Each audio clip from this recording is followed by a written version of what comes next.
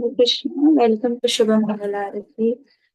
And we had Japa session, so we'll begin with a short class on Srimad Bhagavatam.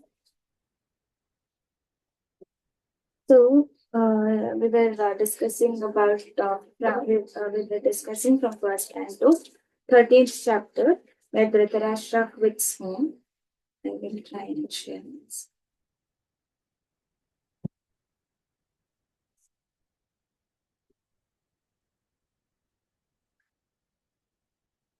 नमो भगवते वासुदेवाय ॐ नमो भगवते वासुदेवाय ॐ नमो भगवते वासुदेवाय. Reading from Srimad Bhagavatam, Canto 1, Chapter 30, verse number 12. इति युक्ता धर्मराजेन सर्वं तत् समवर्णयत् यतानुभूतं कर्मसो विनयुक्त विनायतु कुल क्षमा. Word to one meaning.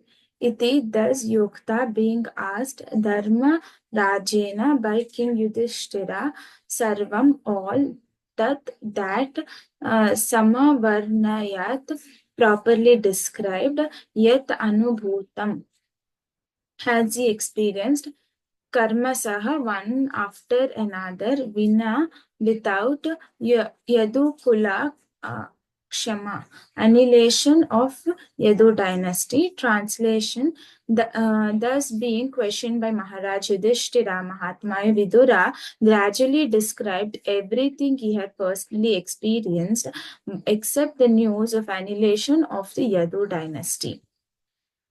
So next verse, that is the 13th verse. Nanva apriyam durvishaham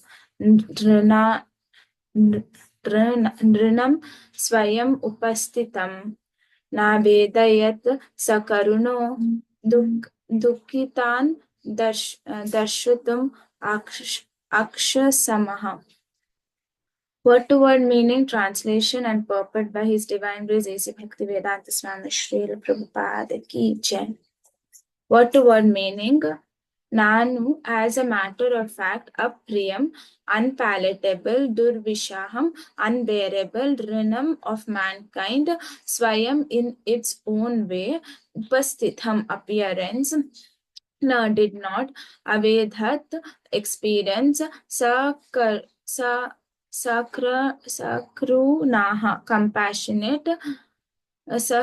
compassionate, dukkithan distressed, darshrutam to see, akshayam unable. Translation, compassionate Mahatma Vidura could not stand to see the Pandavas distressed at any time. Therefore, he did not disclose this unpalatable and unbearable incident because calamities come on their own accord. Purport. According to Niti Shastra, civic laws, one should not speak an unpalatable truth to cause distress to others. Distress comes on its own distress comes upon us in its own way by the laws of nature, so one should not aggravate it by propaganda.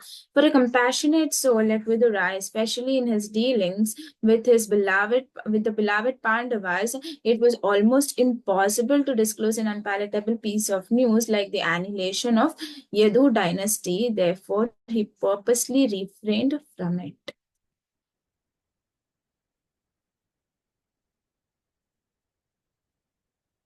So before I begin, I would like to offer my prayers. Just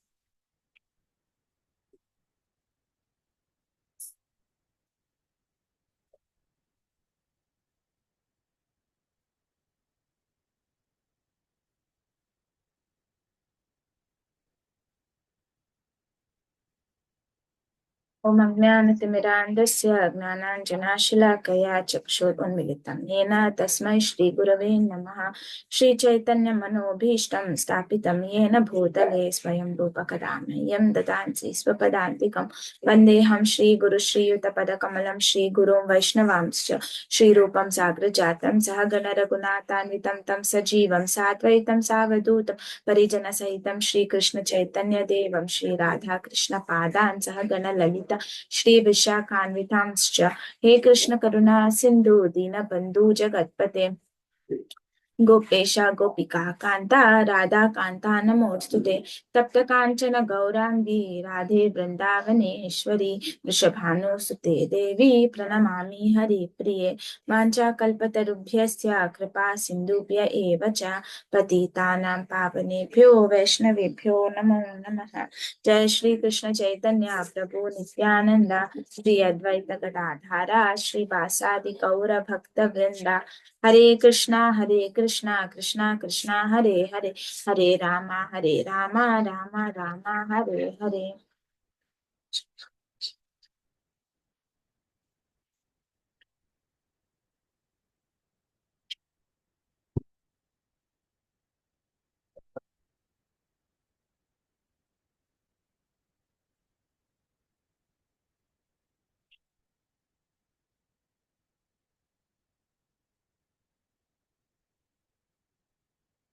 So we were discussing as to how Vidura has he had left Hastinapur and he went to Maitreya Muni, and he acquired the transcendental knowledge from Maitreya Muni, and now he's coming back to Hastinapur. And when he acquired this knowledge from Maitreya Muni, he came to know everything, and along with the knowledge he acquired, he also came to know that he's about the Edo dynasty, that Edo dynasty is going to get annihilated. And in the upcoming chapters of Srimad Bhagavatam, it will be described as to how Edo dynasty will be annihilated and what happens, and a detailed description is being given at the later stages in Srimad Bhagavatam. But now Vidura, he knows that when he's coming back after he is got all the teachings from Maitreya Muni, he's coming back to Hastinapur. So now he knows this news also, that Yadu dynasty will get annihilated. But Prabhupada in the translation, he writes that compassionate Mahatma Vidura could not stand to see Pandavas distressed at any time. Therefore, he could not disclose this unpalatable and unbearable incident, because calamities come of their own accord. So we can see from in the purport, Prabhupada has emphasized as to how compassionate Mahatma Vidura was.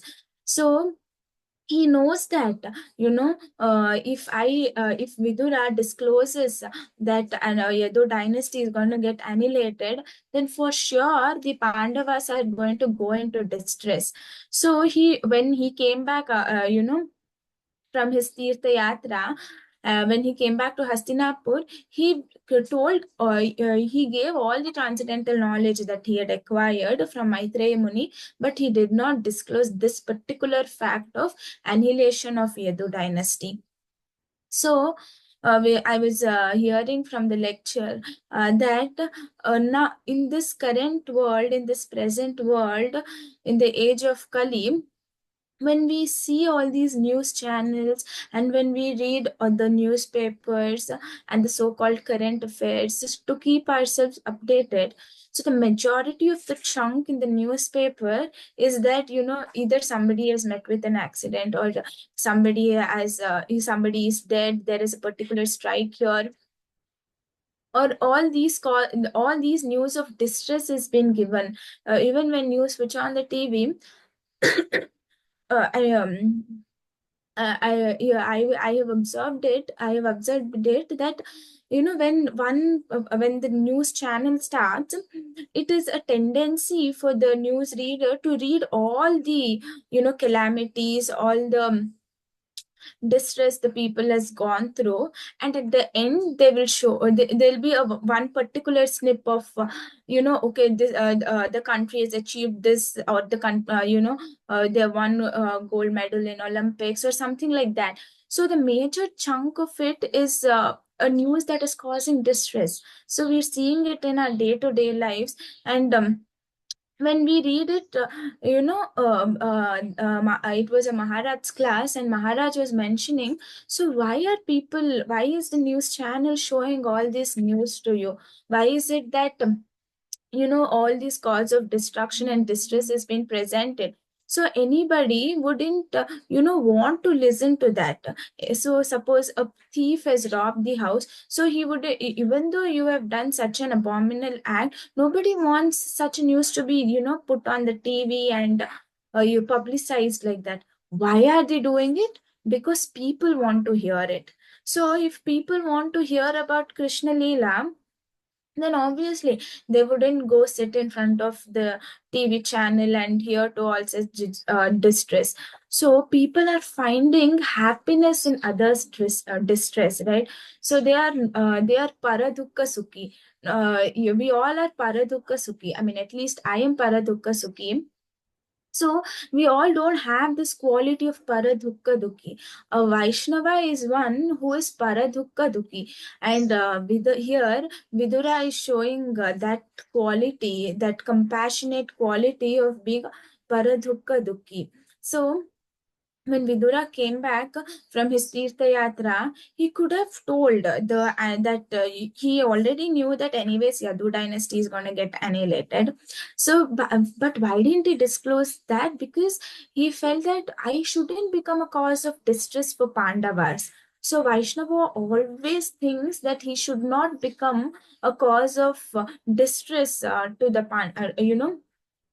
for a cause of any other person's distress. So if a Vaishnava is entering into anybody's life, if Vaishnava is coming, then he brings only auspiciousness with him. And even if there is some inauspicious news or any inauspicious thing awaiting, then the Vaishnava keeps it with himself and he doesn't reveal it out to anybody else. And the same thing is what Mahatma Vidura did here. He revealed everything to Pandavas except this fact that Yadu dynasty will get annihilated. So, in even Maharaj was mentioning in his class as to how even in Srimad Bhagavatam, such wonderful leelas of Krishna has been mentioned.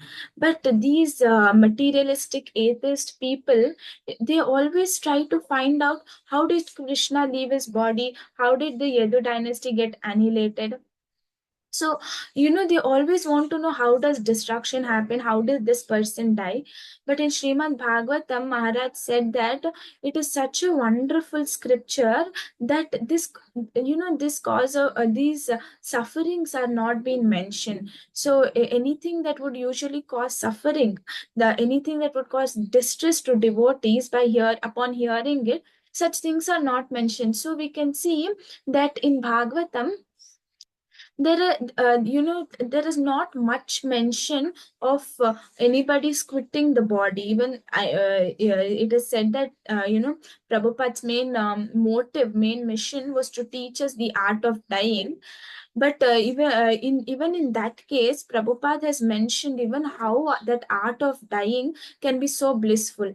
Nowhere in the scriptures you can see this sort of distress news being given. So anything that could cause distress to the Vaishnavas, anything that could cause distress to the devotees. So hardly you can see. There are only two instances. Maharaj was mentioning that only two instances, that one is passing away of Bhishma Dev in Srimad Bhagavatam, and passing away of Srila Haridas Thakur in Chaitanya Charitamrita. Only these two things are mentioned. Except these two instances, all the other leelas are such that if one hears to them, the devotees are automatically in transcendental bliss. So Maharaj was mentioning as to how Vidura was such a compassionate person that, if he desired, he could have told it, but he did not. So this compassionate quality is such an important thing that even Prabhupada emphasized on it. Prabhupada, because our mission, the mission of ISKCON, is to spread the movement of Sri Chaitanya Mahaprabhu, and Prabhupada always emphasized on this compassionate quality. Prabhupada he used to over and again state it in his lectures that if a person does not have compassionate quality in him, then such a person cannot preach. If one has to preach the glories of Sri Mahaprabhu, of Chaitanya Mahaprabhu, then one must, have this quality of being compassionate on Jivatmas. Only when only when a preacher, only when a Vaishnava has compassionate quality on, he has this compassionate on other Jivatma. So this Jivatma is suffering in the material world, and I have got this Chintamani of Harinam and Harikatam by the mercy of another Vaishnava. Only then, when he is compassionate on the Jivatmas, he can, preach the glories of the Lord and help them get connected to Guru and Gauranga. So Prabhupada always mentioned, always emphasized on this quality of, being compassionate. So, on the same lines, going back to the pages of Srimad Bhagavatam, there are several wonderful devotees who have displayed this quality of compassion.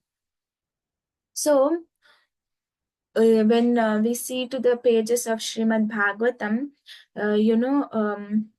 our dear Prahlad Maharaj. So when Nrsimhadev incarnated in order to protect his pure devotee Prahlad Maharaj, and when the Lord asked him to ask whatever boon he wants, we all know as to how he tells that I am not a businessman and I don't want to have a business dealing with you, my dear Lord.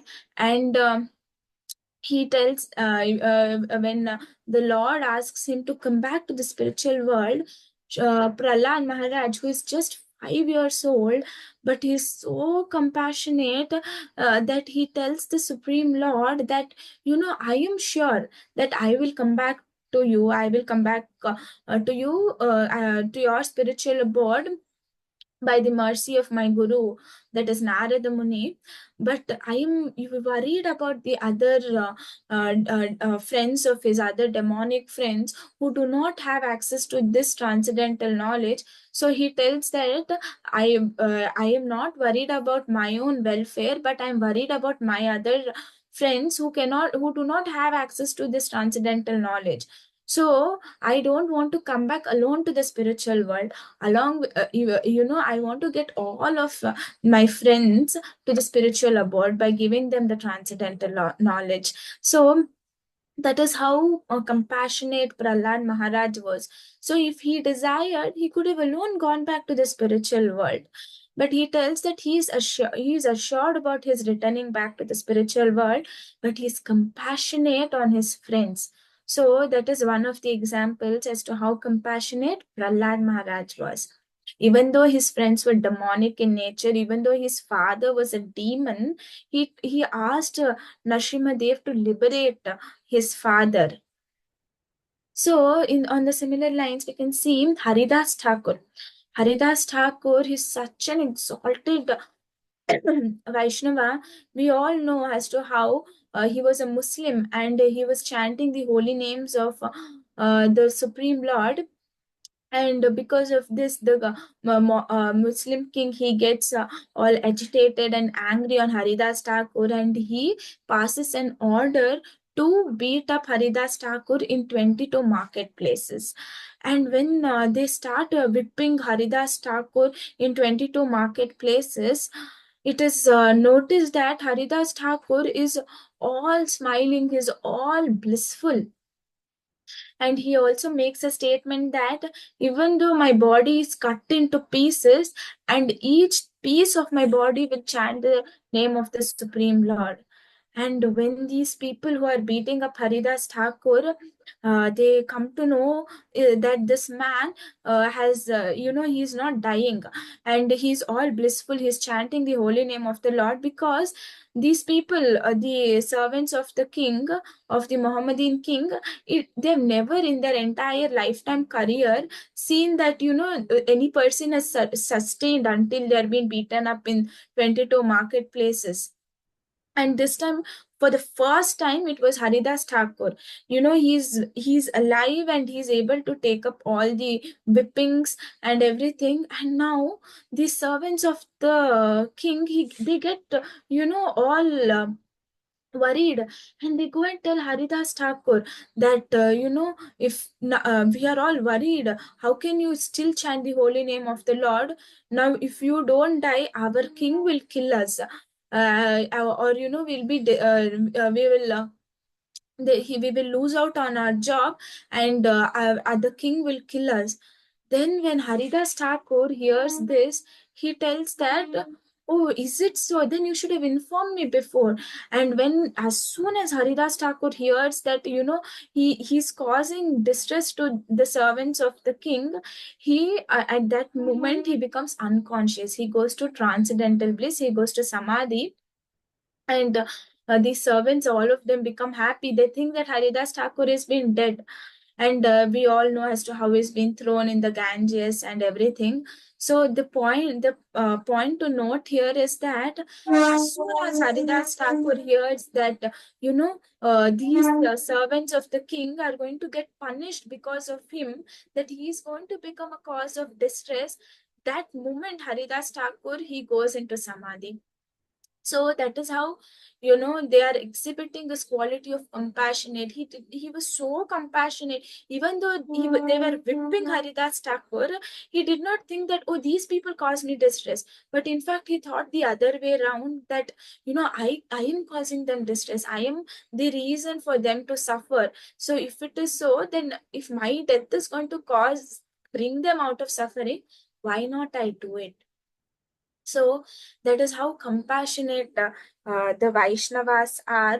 And even another example is from Chaitanya Leela, is Vasudev Datta. He is an incarnation of Prahlad Maharaj himself. So Vasudev Datta, as to how Vasudev Datta, he had leprosy, right? He had this leprosy disease, and all the worms were eating Vasudeva Datta's body.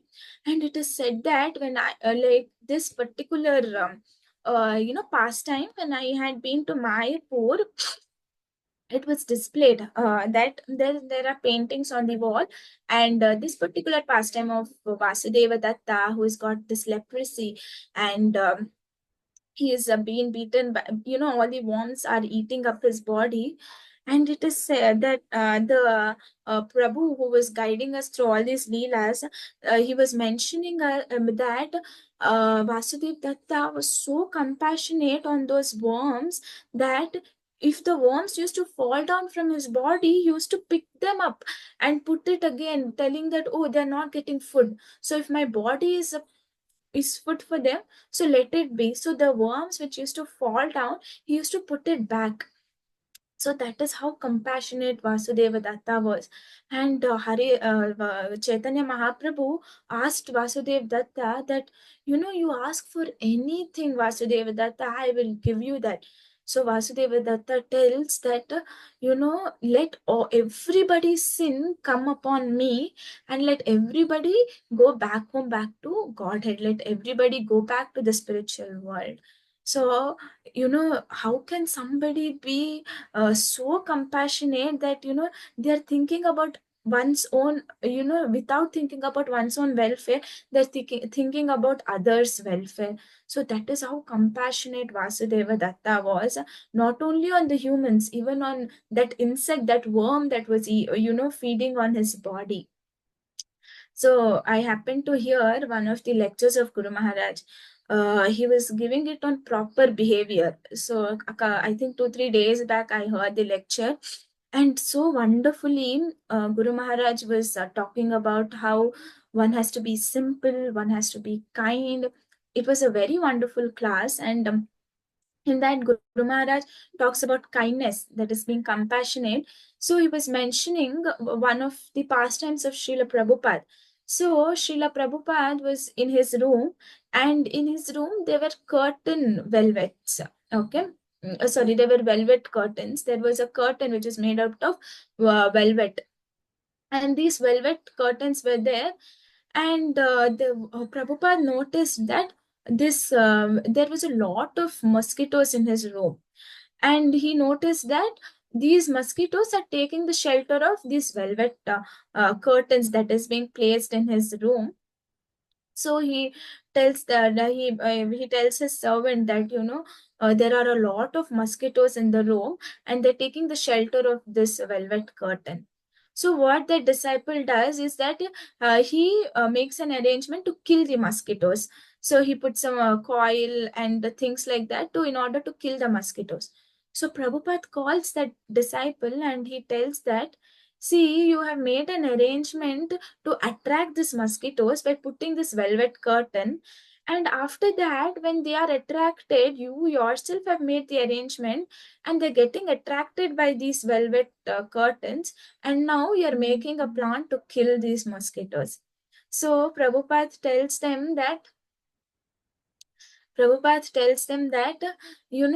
kill the mosquitoes. You make an arrangement, you change the curtain instead so that the mosquitoes are not attracted. So Prabhupada makes sure that the velvet curtains were removed, and a curtain was made, an arrangement was made in order to put the curtain which, doesn't attract mosquitoes. So Guru Maharaj was mentioning how Prabhupada was compassionate, how he was so kind even on those mosquitoes. So Prabhupada could have just thought, it's a mosquito, what big deal is it? It's a small living entity, it does not even make such a difference. But Prabhupada was so compassionate even on those mosquitoes. So, if today we have become devotees, that means some other devotee is being compassionate on us. That means that, Srila Prabhupada was compassionate. Srila Prabhupada got an instruction to preach in the Western world, but Prabhupada was so compassionate that he thought that, oh, Indians will, get deprived of this transcendental knowledge, and he took it as his own personal mission to preach in India. So Maharaj, from whom I was hearing the class, Maharaj mentioned that they are Lokadukhi Vaishnavas.